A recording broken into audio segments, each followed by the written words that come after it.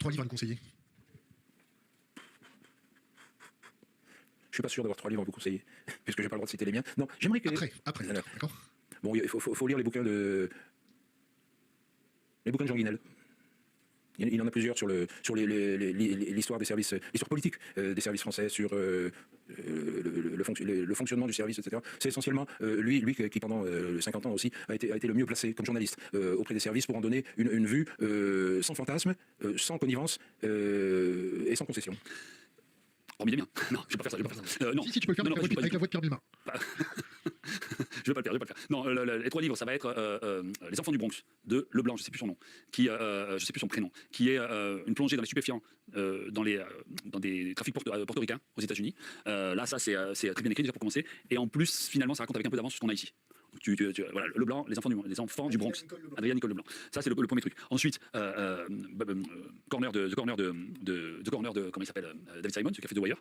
Et t'en penses de The Wire? Exceptionnel. Mais ça c'est pas sa faute, plus à jour. Mais ça, il n'y a pas rien, ça évolue. Mais voilà, pour dire simple, pour m'envoyer des fleurs en même temps, à chaque fois qu'on dit que je suis le David Simon français, ça me fait énormément plaisir. Alors que quand on me dit que je suis Saviano français, je me dis on n'a pas compris mon travail. Parce que Saviano dénonce beaucoup, d'ailleurs il le paye. Hein. Saviano c'est chaud. Saviano c'est chaud, par contre je ressemble plus à Saviano. Mais Saviano il dénonce, il va loin dans la dénonciation et surtout il travaille sur des mafias. Et donc il est menacé. Et moi là où je suis pas le Saviano, c'est que je ne dénonce pas de mafia, même si je mets des noms dans mon livre. Mais je dénonce beaucoup, mais pas dans la même proportion. Par contre, David Simon il l'analyse et moi je suis plus dans de l'analyse. Même si j'ai des bouts de dénonciation, elles sont plutôt sur le monde économique et politique. J'ai pas de dénonciation sur le banditisme. Pour moi c'est la justice de faire ça. Mais je raconte quand même le banditisme. Je raconte pas le banditisme d'antan. Je raconte des vivants quand même. Mais je ne mets pas de façon à ce qu'il soit condamnable. Et le troisième, faut que je choisisse un bouquin. Là je vais choisir, faut aller sur Marseille parce que comme je pense que Marseille c'est la marseillologie, c'est la sociologie de Marseille de Claire Duport et Michel Perradi. Pour les plus ardus, c'est gouverner Marseille, mais alors là c'est ardu. Sociologie de Marseille c'est accessible, ça raconte très bien les clientélismes, comment ils sont mis en place, comment ils existent, clientélisme, et ça casse beaucoup d'idées reçues tout ça. Moi je dirais de lire Vassili Grossman, parce que toute la Russie est dans Vassili Grossman. L'histoire de la guerre, la compréhension de ce que c'est que la Russie.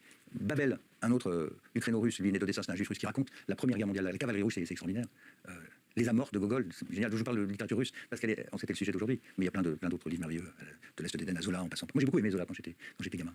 J'avais tout lu et puis Balzac et Victor Hugo. Si vous voulez comprendre la France et la Révolution française, il faut lire 93. Tout y est. Est-ce que vous avez 3 bouquins. Un petit bouquin que j'aime bien, L'argent. J'étais sûr qu'il allait dire ça. Oui. L'argent, Charles Péguy, 1913, ça prend pas longtemps à lire. Et c'est la première mondialisation, il parle de la sobriété en fait. Ça c'est rigolo. Quoi d'autre? Qui réfléchissent, Jean-Marc profite pour réfléchir. Non, pour l'instant c'est le seul que j'ai bien en tête. Tout de suite là. Qu'est-ce qu'il y a sur votre table de nuit en ce moment? Ah si, il y a la société de consommation de Baudrillard, très bien, je recommande vivement. Qu'est-ce qu'il y a d'autre? Qu'est-ce qu'il y a sur la table de nuit de votre femme? Tiens, j'irai voir ce soir. C'est jour, hein. Quoi d'autre? Qu'est-ce que... Ça suffira. Un bouquin qui vous a marqué dans votre vie? Oh, La Chartreuse de Parme. Pourquoi? Je sais pas, c'est un livre qui se lit en une journée, voilà. Si vous avez un conseil pour les jeunes générations, réfléchissez-y. Je vais poser la même question des 3 bouquins, Jean-Marc. 3 bouquins qui m'ont marqué ou 3 bouquins que je dis? 3 bouquins à conseiller. Ah, bah, il y en a un qu'on vient de citer, de Limits to Wealth, enfin plus exactement. Alors, je crois que la version originelle n'est pas disponible en français. C'est de 1972, et moi c'est celle que je préfère, mais par contre elle est disponible en anglais. Alors je vais pas conseiller la version disponible en français de 30 ans après, parce que j'ai fait la préface, donc j'ai quand même pas conseillé moi-même. Moi il y a un bouquin qui m'a... Alors c'est avec les bouquins qui m'ont marqué, que je ressors en permanence, mais que j'ai vraiment trouvé... Enfin, c'est une espèce de révélation quand je l'ai lu, c'est de La démocratie en Amérique. Je trouve que c'est quelque chose de magistral sur la façon dont la société s'organise dans un régime démocratique. Et on dit des trucs comme, enfin Tocqueville voyait que la démocratie allait engendrer la publicité, l'égalisation des conditions entre les hommes et les femmes, le court-termisme, la consommation de masse, enfin c'est juste hallucinant, quoi. C'est voilà, un bouquin aussi très extraordinaire. Et puis dans les autres livres à recommander...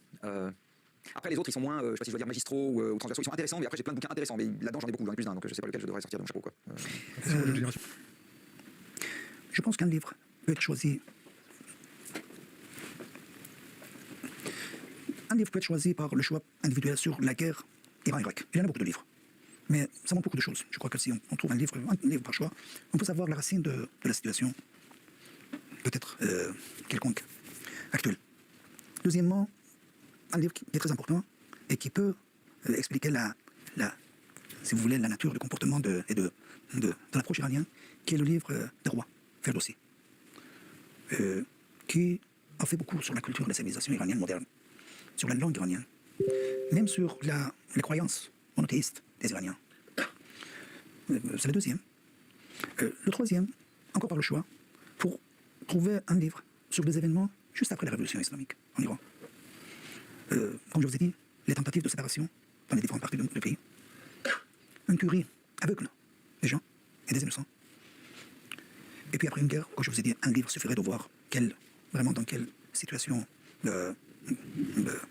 négative les Iraniens se sont trouvés devant une agression totale, tout azimuts. Et un autre livre que je peux vous donner, vous dire que l'écriture c'est très simple, la lecture est simple, mais beaucoup de sagesse là-dedans. C'est un livre de Saadi, Golestan, ça veut dire le jardinage, où il y a beaucoup de sagesse et beaucoup de pureté de l'essence de l'homme et des Iraniens. Alors, vu qu'on parle de livres, Ça dépend sur quel sujet. des livres qui ont été marquants pour vous ou importants dans la construction de votre capacité à raisonner. Alors pour l'histoire vraiment contemporaine, enfin ce que je suggère, pour moi c'est vraiment quelque chose de fondamental, c'est le C'était de Gaulle de Perfit. C'est en 3 tomes.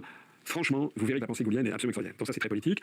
En matière de pensée, il y a un autre livre, c'est un livre d'histoire, mais que je trouve absolument génial. Oui, ok, d'Orsay. Non, c'est Les conséquences politiques de la paix de Jacques Bainville, qu'il écrit en 1918.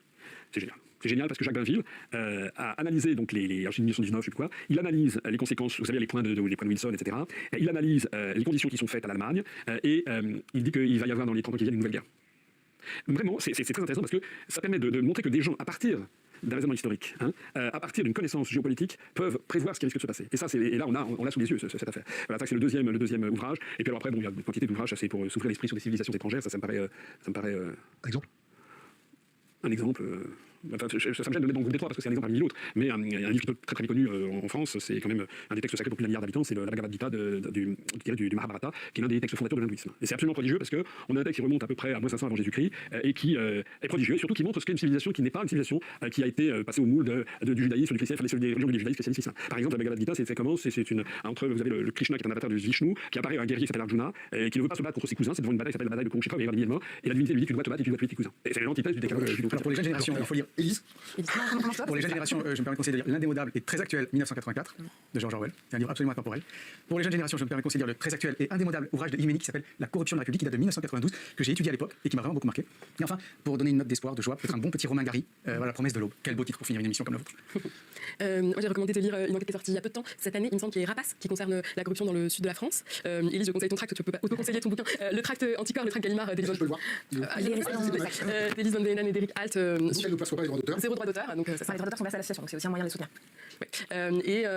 En dehors du sujet de corruption, je conseille toujours de lire Delbo et sa trilogie sur la Shoah, qui est en fait un livre sur l'engagement et avec vraiment de la littérature et même de la poésie et qui permet en fait de voir le sort qui est réservé aux personnes qui s'engagent et c'est hyper important de le rappeler, je pense, de nos jours. Élise, pendant que Paul prépare son conseil pour les jeunes générations, je ne peux pas dire.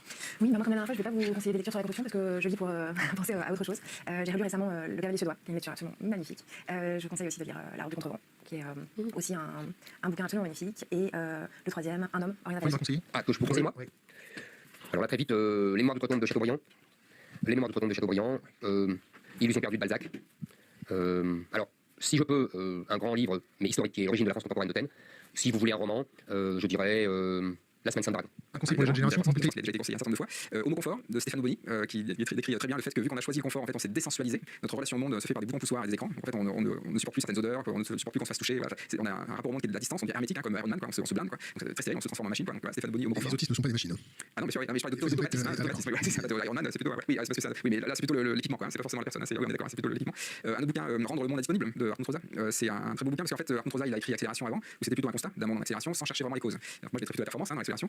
Mais par contre, il a trouvé une sorte de solution, dans le sens, quand tout à l'heure je disais que quand on manque de temps, il faut se reconnecter à son espace, et ben rendre le monde indisponible, c'est exactement ça. C'est en fait prendre le temps de se connecter à son espace, de sentir la vibration, de l'aspérité du monde, et après quand on fait ça, on ralentit mais sans s'en rendre compte. C'est juste qu'on veut plus interagir. Quand on fait ça, c'est toujours plus vertueux, c'est plus robuste, etc. Et c'est Alors, j'ai très des livres, alors là, j'ai le début de la fin pour moi. 3, je sais pas combien j'en ai aimé, qui ont changé ma vie. Il y en a un un quand même, tarif minimum. Michel Tournier, Vendredi ou les Larmes du Pacifique, version intégrale, pas la version pour les plus jeunes. Ça oui. Ça c'est bien, ça c'est un beau livre qui va vous apprendre plein de choses sur la vie. Surtout les garçons. Les garçons ne parlent jamais de choses. Il y a une culture viriliste, peut-être que maintenant c'est plus comme ça. Mais quand moi j'étais jeune homme, il y avait une culture viriliste qui rabotait la réalité. Tu vois, on t'interdisait presque d'avoir des sentiments, de pleurer, d'avoir de la sensibilité, ça se faisait pas. Voilà. Bon, ça c'est un livre. Après, bon, qu'est-ce que vous pourriez dire qui vous soit utile en politique à part mes propres livres? Il faut quand même que je recommande un. Moi, mon moment de contact avec le marxisme, c'était à travers un bouquin qui a un titre affreux, L'idéologie allemande. Mais ça m'a bouleversé. Après, moi, je peux pas. Alors, 3 je vais dire, j'arrive au bout. D'accord? J'en aime des milliers, mais pauvres. Mes livres, c'est des personnes, tu te rends pas compte. Je vis avec. de science-fiction. Ah, de science-fiction? 2. Attends, science-fiction, bon.